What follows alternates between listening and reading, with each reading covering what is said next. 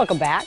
9:12 right now. Yeah, before the dawn of the 19th century, the world was tantalized by a tale of seduction, mesmerism, and murder. It's kind of something for a novel. Alliteration. Oh, interesting. And it happened right here in Minneapolis. The other M. Well, now the story of the infamous Harry Hayward is available in this new book that recounts the horror of a man who could talk people into murder. Joining us this morning is author Sean Peters. Good morning. Good morning. Nice to have Good you morning here. to both of you. It's wonderful to be here. Well, I think both Cody and I were saying, well, I hadn't heard about this. And what is the history behind this book, Harry Hayward? So Harry was just a thoroughly terrible person, a textbook psychopath. He was a counterfeiter. He was a womanizer. He was a gambler. And he was a serial killer. He killed 3 people by his own hand, and then he manipulated someone else to committing the murder of Kitty Ging. And the book is sort of about the murder of Kitty Ging, how Harry Hayward sort of initiated this scheme to collect some insurance money. And he convinced this man named Klaus Blixt to actually commit the murder. And it was believed that Harry was a mesmerist, that he was capable of mind control and bending people to his will. So the whole entire story is just bizarre and fascinating and terrible and really gripping. For me as an author, I was just totally immersed in it. So Harry himself didn't actually commit the murders, but he planned them, and then he got someone else to basically do it. So 3 of the murders, he did them. Okay. This Ging murder, he manipulated someone else, possibly by mind control. He was responsible for it criminally.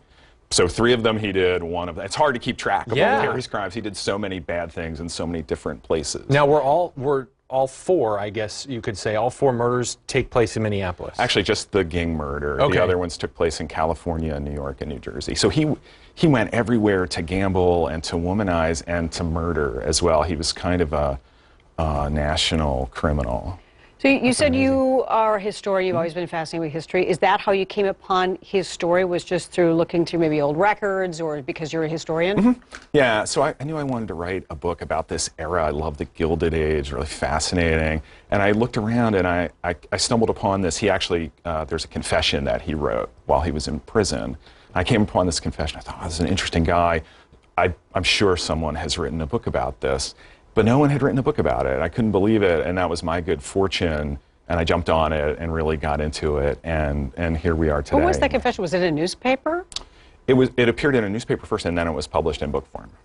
Which newspaper? Was it a Minneapolis newspaper? It was published in the Minneapolis Journal first, but all of the papers, there were so many daily papers covering it. It was published not only in the Twin Cities, but throughout the country. This is a national story. His trial was kind of a trial of the century. Reporters from all over the country. The headlines referred to him as Harry. They didn't even need to refer to him as Harry Hayward because it was such a big story. He was like the famous Harry of the time. He was, first name basis, yeah. That's amazing. Now, obviously, he killed 4 people, which would classify him today as a serial killer. But that classification didn't really come around until, what, the 50s or 60s, in the 1900s. So what did people think of a serial killer person back in the 1800s? So they didn't have that term. They didn't have the term psychopath either. The term psychopath didn't come around until like the 1940s or 50s. So they had different names for him. So Harry, for instance, he was called a fiend, he was called the devil, he was called a hyena. They had different sort of informal names for people like this. They didn't call him a serial killer, but he qualifies as one, absolutely, because of the multiple deaths in multiple places over an extended period of time. Did you delve into, because as you said, they didn't have the term psychopath at the time, but have you learned about his backstory, about his, maybe his parents, or was there some kind of abuse? As we've learned about serial killers and about, basically evil people who do evil things, they have some, it's not unusual that they might have some abuse in their background. Did you learn anything about his life that may have led him to this kind of behavior? Yeah, that's a great question. We don't know a lot about his childhood necessarily. I know a lot about his criminal career. His parents were really permissive. He was the darling of the family. So we do know that there wasn't a lot of discipline, and he could kind of do whatever he wanted, whenever he wanted. I don't know. I wouldn't speculate as to, to say, oh, that was the reason he turned out to be such a bad guy. But no one ever stopped him ever. He just went everywhere. His parents kind of bankrolled his exploits, and when he ran out of his parents' money, that's when he started counterfeiting. He kind of made his own money. That's how obsessed he was with all these criminal schemes. Now, you have a couple of book signings coming up. Some of the folks that you meet at these book signings, are you ever kind of concerned about them being kind of fascinated with this and going, this is weird, you're learning too much about this? No, my readers are all wholesome, wonderful people. But what does that say about me? I'm the person writing the book. I think most people like a good story. Yeah. They like something that they haven't heard about. I think most people kind of get a little vicarious thrill. And this book has it if you're looking for, as I said, counterfeiting, murder, mesmerism, womanizing. It sort of has something for anyone if you really like that kind of stuff. Well, that's cool.